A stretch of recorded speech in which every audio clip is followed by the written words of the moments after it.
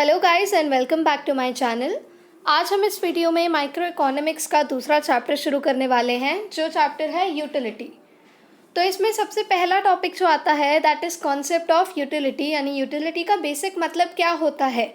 So simple words में बात करें अगर, यूटिलिटी का मतलब है सेटिस्फैक्शन। अब अगर इसको डेफिनेशन के टर्म्स में आपने बोलना है तो it is want satisfying power of a good that is called utility. यानी अगर आप कोई भी गुड कंज्यूम कर रहे हैं तो जो भी लेवल ऑफ सेटिस्फैक्शन वो पर्टिकुलर गुड आपको दे रहा है that is known as utility. अब यूटिलिटी तीन तरीके की होती है। पहली होती है टोटल यूटिलिटी, दूसरी होती है मार्जिनल और तीसरी होती है एवरेज। टोटल यूटिलिटी क्या है? टोटल का मतलब सम, एडिशन, तो it is called sum total of utility from consumption of all units. यानी मैंने एक गुड की 100 यूनिट्स खाई तो उन 100 यूनिट से मुझे जो भी सेटिस्फैक्शन मिल रहा है दैट इज़ टोटल यूटिलिटी। और यूटिलिटी का मतलब ये भी है कि आपको उतना सेटिस्फैक्शन बेसिकली मिलना चाहिए जितना आप उस चीज़ के लिए प्राइस पे कर रहे हैं। तो इसीलिए टोटल यूटिलिटी को कहा जाता है प्राइस इनटू क्वांटिटी। यानी जैसे फॉर एग्जांपल मैंने एक टॉफ़ी खाई और वो टॉफ़ी 1 रुपये की है और मैंने टोटल 20 टॉफ़ी खाई, सो मेरा TU कितना हो जाएगा 1 इंटू 20, यानी टोटल यूटिलिटी हो जाएगी 20। अब मार्जिनल यूटिलिटी होती है हर एडिशनल यूनिट लेने पर मुझे जो सेटिस्फैक्शन मिल रहा है।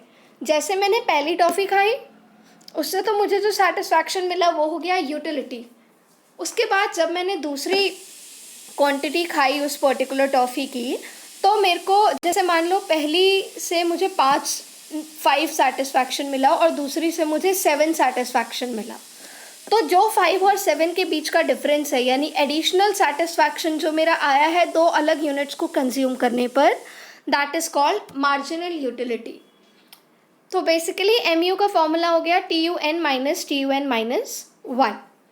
तीसरा आता है एवरेज यूटिलिटी। एवरेज यूटिलिटी होती है पर यूनिट सेटिस्फैक्शन, यानी टोटल क्वांटिटी मैंने जितनी कंज्यूम करी और टोटल यूनिट्स जितनी थी उसका जो सेटिस्फैक्शन है, यानी एवरेज निकालते हैं। जैसे मैंने 20 टॉफ़ी खाई, ठीक है, तो 20 यूनिट खाई तो टोटल हमारा मान लो TU 50 था और मैंने 20 क्वांटिटी खाई है, तो 50/20 करके हम अपना 2.5 जाएगा वो एवरेज यूटिलिटी निकाल लेंगे। अब अगर हम इसको एक स्केड्यूल के थ्रू समझना चाहें तो हम लेके चलते हैं कि 5 क्वांटिटी खाई है, 5 लेवल पे हमने X को कंज्यूम किया, 1 2 3 और 4 5, और TU हमें दे रखा है टोटल यूटिलिटी हर गुड की हमें जो मिली है 100, 190, 270, 340 और 400। अब अगर हमें MU कैलकुलेट करना है, क्वेश्चन आता है हमें स्केड्यूल दिया है जिसमें X दिया है और TU दिया है, वो कह रहे हैं MU निकालो।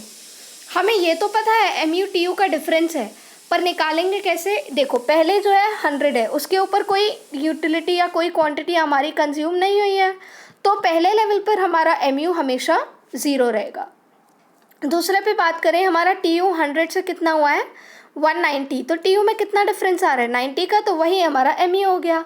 अब अगले की बात करें तो TU हमारा 190 से 270 हुआ है, उसमें कितना डिफरेंस आ रहा है 80, तो हमारा MU 80 हो गया। फिर 270 से 340 हुआ है, उसमें कितना डिफरेंस आ रहा है 70, तो MU हमारा 70 हो गया। और फिर 340 से कितना हो रहा है 400, तो उसमें हमारा कितना डिफरेंस आ रहा है 60, तो 60 हमारा MU हो गया। ऐसे अगर आपको कोई स्केड्यूल दिया है तो आप इस तरीके से TU का डिफरेंस देखते देखते हर लेवल का अपना MU कैलकुलेट कर सकते हैं। उसके बाद जो हमारा टॉपिक आता है that is relationship between TU and MU, यानी टोटल यूटिलिटी और मार्जिनल यूटिलिटी में क्या डिफरेंस है। ये 3 मार्क या 5 मार्क में आपका क्वेश्चन आ सकता है। तो आप क्या कर सकते हैं, बेसिकली पहले आप बता सकते हैं TU क्या है, टोटल कंजम्पशन और टोटल सेटिस्फैक्शन। MU की डेफिनेशन लिख सकते हैं कि पर एडिशनल यूनिट से आपको जो सेटिस्फैक्शन मिला है। फिर आप TU और MU का फॉर्मूला लिख सकते हैं साथ में। उसके बाद आप क्या करेंगे, आप स्केड्यूल बनाएंगे। स्केड्यूल में हमने क्वांटिटी ली है जैसे 0 1 2 3 4 5 6, TU आ गया हमारा 0 8 14 18 20 20 18। अब जब आप रिलेशनशिप समझा रहे हैं तो आपको स्केड्यूल में इस तरीके से वैल्यूज़ लेनी है, आप कोई भी वैल्यूज़ ले सकते हैं। इट्स जस्ट दैट कि वो वैल्यूज़ इस तरीके से होनी चाहिए कि पहले जो आपका MU है वो फॉल हो रहा हो, फिर आपका MU 0 हो रहा हो और फिर आपका MU नेगेटिव हो जाए। आपको इस तरीके से स्केड्यूल लेना है। तो जैसे हमने 0, पहले में तो MU होगा ही नहीं, फिर आप देखें 0 से 8 हुआ हमारा TU, तो MU 8 हो गया। 8 से 14 हुआ तो 6 हो गया, 14 से 18 हुआ तो 4 हो गया MU हमारा। तो यहाँ हमारा MU रिड्यूस हो रहा है। फिर हमने क्या किया, हमने 18 से 20 किया, MU 2 हुआ। फिर 20 से 20 ही रहने देंगे, क्यों? ताकि आपका जो MU है वो 0 हो जाए। उसके बाद 20 से आप TU को अपना कम कर देंगे, यानी 18 कर देंगे, ताकि आपका MU नेगेटिव में चला जाए, यानी -2 हो जाए। उसके बाद हम क्या करेंगे, हम इसका एक डायग्राम बनाएंगे और हम डायग्राम को एक्सप्लेन कर देंगे। तो डायग्राम हमारा ऐसा होता है कि जो TU है, जैसे आपने स्केड्यूल में वैल्यूज़ लिए वैसे ही इसका डायग्राम होता है कि पहले TU आपका इंक्रीज़ होता है, फिर अपने मैक्सिमम पॉइंट पे आता है और फिर रिड्यूस हो जाता है। और आपका MU क्या करता है, पहले रिड्यूस होता है, फिर 0 होता है और फिर फॉल हो जाता है। तो अगर हमने इस डायग्राम को हमने ऐसे प्रिपेयर कर लिया, अब हम एक्सप्लेन कैसे करेंगे कि व्हेन TU इंक्रीजेस, जब हमारा TU इंक्रीज कर रहा है तो हमारा MU डिक्रीज कर रहा है। When TU reaches is maximum point, यानी जब TU मैक्सिमम है तो MU हमारा 0 है। फिर आप डायग्राम में ये डैश डॉटेड लाइन से आपको इसे रिलेट करके दिखा सकते हैं। उसके बाद व्हेन TU स्टार्ट्स फॉलिंग, जब आपका TU गिर रहा है तो आपका MU क्या है, नेगेटिव है। लेकिन एक चीज़ हमेशा इसमें आपको मेंशन भी करनी है और याद भी रखनी है कि TU हमेशा पॉजिटिव रहेगा, TU कभी नेगेटिव नहीं होगा, क्योंकि आप कुछ भी खाएंगे आपको कुछ ना कुछ सेटिस्फैक्शन तो उसे मिलता ही है ना, कुछ ना कुछ कंजम्पशन तो आप कर ही रहे हैं ना। सो TU कभी भी हमारा नेगेटिव नहीं होता है, पर MU हमारा नेगेटिव होता है। और TU क्या होता है, MU का सम होता है, ठीक है। उसके बाद लास्ट पॉइंट जो आप इसमें लिखेंगे कि TU सिर्फ तब तक ही इंक्रीज़ कर सकता है जब तक MU पॉजिटिव है।